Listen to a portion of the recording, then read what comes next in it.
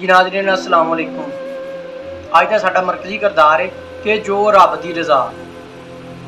गवांडी मुल्क चीन के दूर दराड़े इलाके दे विच लिवशन नां दा एक खुदा तरस रहिंदा सी। एक दिन अचानक उस दा एक घोड़ा जंगल दे विच टुर गया कि उस घोड़े दी बिना ते पिंड दे कई लोग उस बंदे दे कोल लिवशन दे कोल गए ते उन्हां नूं आखण लगे कि असीं तेरे नाल कुछ अफसोस दे अखर बयान करदे हां कि इक्को एक तेरा घोड़ा सी जिहड़ा कि वो भी अज जंगल की तरफ चले गया है।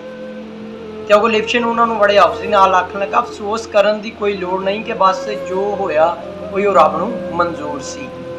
लोग आपो अपने घर नूं टुर गए तो कुछ दिनों मगरों ओहदा गड़विछिया होया घोड़ा जंगल के कुछ होर घोड़े अपने नाल लैके मुल्क के मालक के बूहे अगे आ खलोता कि पिंड के लोग लिवशन की किस्मत रिशक करन लग पे कि वेखो लिवशन का घोड़ा कितना चंगा है कि एक घोड़े की बजाय अज किन्ने ही सारे होर घोड़े लिवशन के घरे आ पहुंचे ने।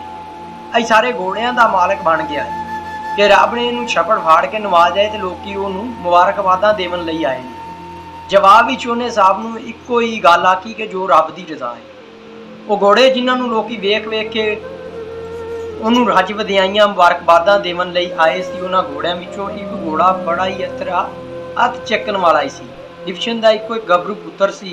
एक दिन वो उस घोड़े उत्ते बैठा घोड़ा तेजी नाल दौड़दा दौड़दा हवा नाल गल्लां करन लग पिया। लिवशन का मुंडा उहदे उत्ते बैठा है कि उन्हें कंट्रोल ना कर सकिया ते बड़े ही जोर नाल थल्ले आ डिगा। उन्होंने बथेरे चोटां आईयां ते उहदी एक लत्त भी टुट गई।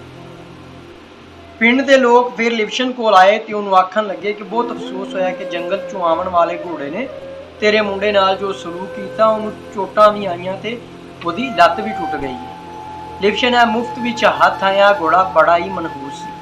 लिवशन ने उन्हां दी गल बड़े ठंडे सुभाअ नाल सुनी ते फिर वो ई गल आखी जो रब की मर्जी है। उसर यूसर औख सौख रब वालों ही होंदा है। तो लिवशन का रब की जात उत्ते पूरा ईमान सी। उन्हें अपने जवान मुंडे का फट्टर जख्मी होना तो वही लत्त का टुटना भी रब की रज़ा ही समझिया तो चुप रहा। मुंडा वो सामने विसाखियां दे नाल टुरन लग पिया। कुछ महीनों मगरों जंग छिड़ गई तो बादशाह ने हुक्म दिता कि पिंड के सारे मुंडे फौज में भर्ती किए जावणगे।